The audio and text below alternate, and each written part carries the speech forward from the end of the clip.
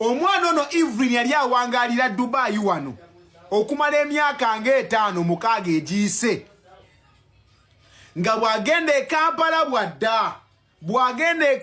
bwadda gye yasisinkanira ogusajja guno gwolengera wano ebbali.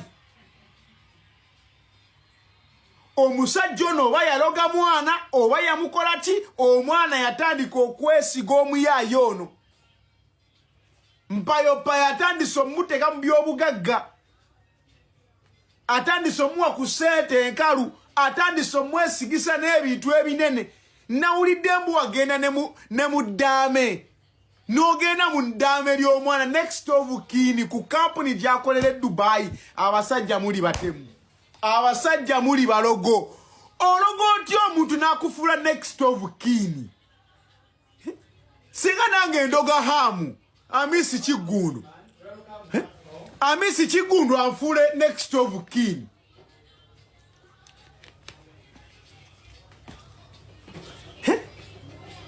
Ono omusajja Eva yakwata abantu n'akwata maama we n'amujja ku line eya next of kin n'atuuzaako omukulu ono Kato. Kato otuuka otya mu mpapula za Eva nga next of kin? How? Batya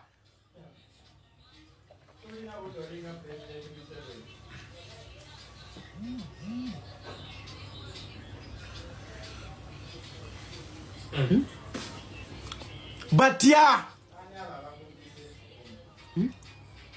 gwe omusajja yabeeranga ewaka ng'obeera wa maamawo.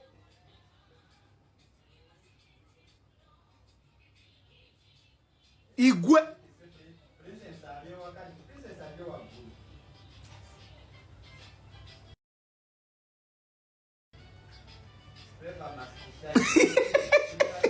Shadi yagambye leero kansirike.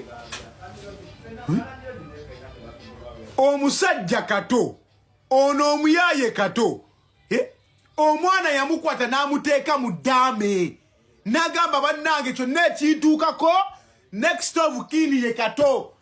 Era Kato wakwata ekkubo n'ojja Dubai nga ki ekikuleese kujja kukolekitinga kasente ak'omukyalo nakali akagyeho nga next of kin. Naye mweba Kato, mwe mulowooza ensi mugenda gikungula muganda wange? Sebo Kato, olowooza ensi ogenda gikungula?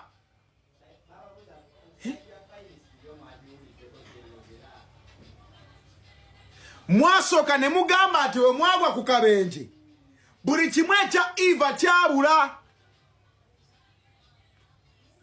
Naye ate obujulizi buli wano bukulambika nti olunaku lwogenda mu lumbe ekiro essimu ya Eva baagikubako nga kweri era ng'evugira ku lumbe kwennyini, oluvannyuma ne mugituga ne mugijjako. Naye Kato,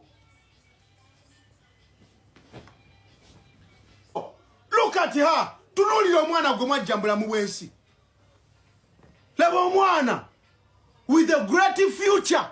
Omutte nongo omusse mu family eyeesobola, naye abantu n'obajjako akabiriiti kaabwe akaali katandise okumulisa, n'ozikiza ettawaaza yaabwe, n'ozikiza omumuli gwabwe. Omumuli gwazikira family yonna yali etunuulidde Eva. Emyaka 7 ali mu Dubai azimbidde nnyina amujje mu muzigo. Omukazi omukadde w'abeerera mu muzigo n'apangisa paka kukula, n'alina muwala we akule amugulule mu bwavu. Omwana wattu atandise okukula ajjayo famire ye. Mwe watuma mutuzanyirako naye waffe munnange yeffe mimuli egimulisa.